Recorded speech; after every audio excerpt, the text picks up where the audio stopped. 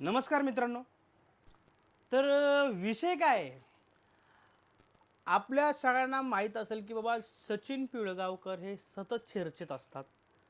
सतत कोणत्या ना कोणत्या कॉन्ट्रोव्हर्सीमध्ये आपल्याला ते दिसतात. म्हणजे ते काहीतरी काही स्टेटमेंट पास करतात आणि त्या स्टेटमेंटवरनं त्यांची चर्चा होती.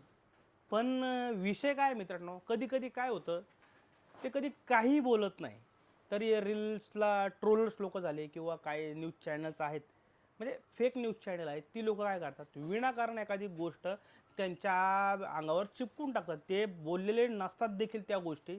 तर आत्ताच एक नुकतीच मी गोष्ट पाहिली, की सोशल मीडियावर एक 2-3 न्यूज चॅनल आहेत आणि ते एंटरटेनमेंट न्यूज चॅनल आहेत. विनाकारण त्या चॅनलने काय केलेलं आहे, सचिन पिळगावकरांचा एक व्हिडिओ त्यांनी सोशल मीडियावर टाकला आहे, की सचिन पिळगावकर असं म्हणतात, की बाबा विजय थालपती यांना राजकारणाचे धडे मी दिले.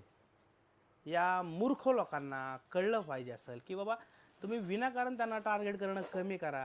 आपले ते कलाकार आहेत, त्यांचा रिस्पेक्ट राखला पाहिजे आणि आपली जबाबदारी आहे, की बाबा रिस्पेक्ट त्यांचा ठेवावा.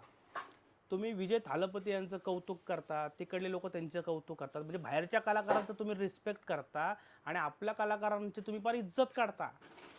ठीक आहे, तुम्हाला आवडत नाही तो कलाकार, इग्नोर करा ना. काय साधं गणित आहे. तुम्हाला त्यांचे विषय आवडत नाही, तुम्हाला ते काय बोलत ते पटत नाही, इग्नोर इट. पण सतत एखाद्या व्यक्तीला टार्गेट करणं, एका व्यक्तीबद्दल बोलणं आणि ते एवढ्या मोठ्या कलाकाराबद्दल बोलणं. सचिन पिळगावकर हे छोटे कलाकार नाही आहेत, खूप मोठे कलाकार आहेत. त्यांनी आपलं पूर्ण आयुष्य मराठी सिनेक्षेत्रात घालवलेलं आहे. त्यांचे सिनेमे बघून आपण मोठे झालेलो आहोत, हे सगळे मान्यच करतील.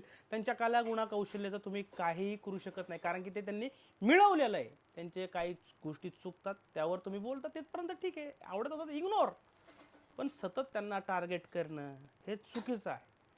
मी सुद्धा बोलतो काही गोष्टी चुकल्या तर त्यांच्या चुकल्या तर बोलणं गरजेचं आहे, पण कधी-कधी चुकत नाही तरी त्यांच्यावर बिल फाडता. फक्त व्ह्यूज मिळवण्यासाठी, लाईक्स मिळवण्यासाठी आणि तुमचा पेज चालवण्यासाठी जर तुम्ही हे करत असाल, तर तुम्ही मूर्ख आणि छुआ. मला फक्त एवढंच म्हणायचं आहे.